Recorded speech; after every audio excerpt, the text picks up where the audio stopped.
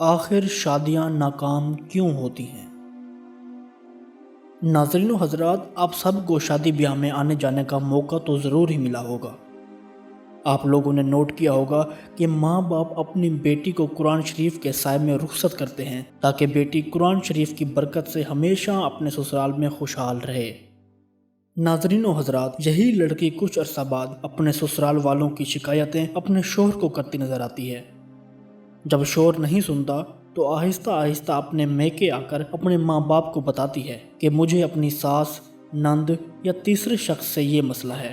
یا فلاں جادو کرتا یا کرواتا ہے۔ شوہر میری سنتا نہیں ہے، اولاد نہیں ہوتی، گھر میں سکون نہیں ہے، پیسہ بہت ہے مگر برکت نہیں، یا پیسہ آنا بند ہو گیا ہے، کوئی میرے ساتھ اچھا سلوک ہی نہیں کرتا، اولاد اگر ہو جائے تو نافرمان بہت ہے۔ پھر اسی لڑکی کو فلاں جادو کے توڑ کرنے والے 2 نمبر عامل کے پاس لے جاتے ہیں، جو پہلے ہی شکار کے انتظار میں گھات لگائے بیٹھا ہوتا ہے، اور وہاں عزت بھی جاتی ہے اور مال بھی۔ اکثر تو شادیوں سے پہلے ستاروں کی چالیں دیکھ کر شادیوں کے دن رکھتے ہیں، مگر نتیجہ پھر وہی طلاق، یا گھر کا سکون تباہ و برباد ہو گیا اور جادو اور آفات کے دروازے کھل جاتے ہیں۔ یہ ہر خاندان کی کہانی ہے کہ سب کچھ ہے مگر شادی کے کچھ عرصہ بعد سب حالات بدل گئے، سکون تباہ ہو گیا اور جو مال تھا وہ ضائع ہو گیا۔ آج میں بتاتا ہوں کہ اس کے پیچھے کیا راز ہے جو ہنستے مسکراتے گھر کو ماتم گاہ بنا دیتے ہیں۔ ناظرین، ہم لوگوں میں رواج ہے کہ نکاح سے پہلے کچھ رسومات، مثلاً تیل مہندی کی ہیں، جن میں غیر محرم مرد اور عورتوں کا بہت قرب ہو جاتا ہے۔ تنگ لباس اور کھلے گلے، ننگے بازو، کھلے بال اور خوشبو سے مہکتے جسم، اپنے آپ کو نمایاں کرنے کی کوشش اور حد سے بڑھ جانا، نظروں کا گناہ جو سب گناہوں کو جنم دیتا ہے، گانے لگا کر سب کے سامنے ناچنا اور وہ بھی اسی مختصر لباس کے ساتھ، غیر محرموں کا آپس میں نمبر کا تبادلہ، اور پھر نئے گناہوں کا سلسلہ شروع ہو جاتا ہے۔ حرام رزق سے شادی کرنا، اور جب اللہ اللہ کر کے نکاح کا دن آتا ہے تو نکاح کی تقریب کے بعد بڑے ادب کے ساتھ لڑکی کو کار تک قرآن شریف کے سائے میں الوداع کیا جاتا ہے تاکہ برکت مل سکے، مگر یہی چیز نکاح کو تباہ کرنے کی وجہ بنتی ہے۔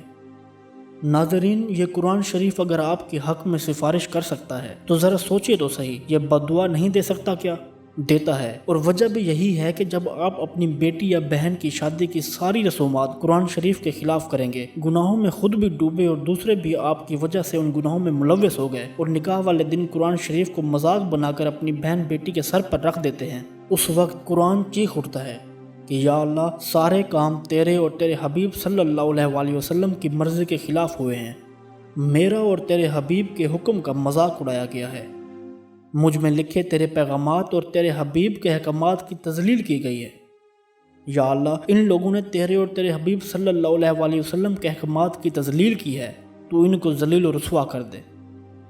انہوں نے تیرے حبیب کے حکم سے منہ موڑا ہے، تو ان سے منہ موڑ لے، تباہ و برباد کر دے ان کو اور ان کی نسلوں کو۔ اور پھر ایسا ہو جاتا ہے، اللہ کی قسم ایسا ضرور ہوتا ہے، میں نے اپنی آنکھوں سے گھر اجڑتے دیکھے ہیں، سکون تباہ برباد ہوتے دیکھا ہے۔ بظاہر پرسکون اور عیش و آرام والی زندگی گزارتے نظر آنے والے گھروں کا سکون تباہ کر چکے ہوتے ہیں۔ مجھے آپ کو خبر نہ ہو یہ الگ بات ہے، ورنہ کبھی کسی کو پوچھ کر دیکھے گا کہ شادی سنت کے مطابق ہوئی تھی یا دنیا داروں والی، اور پھر اندر کے حالات بھی پوچھے گا، سب سامنے آ جائے گا۔ چہرے خبریں دیتے ہیں، سب کچھ پیسہ ہی نہیں، آخر کار کریم رب اور اس کے حبیب صلی اللہ علیہ وآلہ وسلم کے احکامات بھی تو ہیں ہمارے لیے، وہ کون اپنائے گا؟ قارئین، یہ طلاقیں، بچوں کی تقسیم، میاں بیوی کے باہر ناجائز تعلقات، آپس کی لڑائی جھگڑے، جادو، دین و دنیا کی مشکلات، قرضے، سود، بے روزگاری، یہ سب قرآن شریف کی بددعائیں نہیں تو اور کیا ہے؟ خدارا، خود بھی ان نحوستوں سے بچیں اور نبی کریم صلی اللہ علیہ وآلہ وسلم کی امت کو بچانے کی بھی ٹوٹی پھوٹی کوشش کریں۔ آخر میں صرف ایک بات کہوں گا، جس کی زندگی کے کسی بھی عمل میں وہ کریم رب اور اس کا حبیب صلی اللہ علیہ وآلہ وسلم نہیں ہوگا، وہ عمل، وہ کام آپ کی تباہی کا پہلا خاموش پیغام ہوگا، جس کا نقصان آپ یا آپ کی نسلیں بھگتیں گی۔ دعا کیا کیجئے، کیونکہ جن خاص لوگوں کو رات کے آخری پہر کے سجدے نصیب ہوتے ہوں، ان پر فرض ہے کہ وہ سوئی ہوئی امت کے لیے دعا کریں۔ جزاک اللہ الخیر۔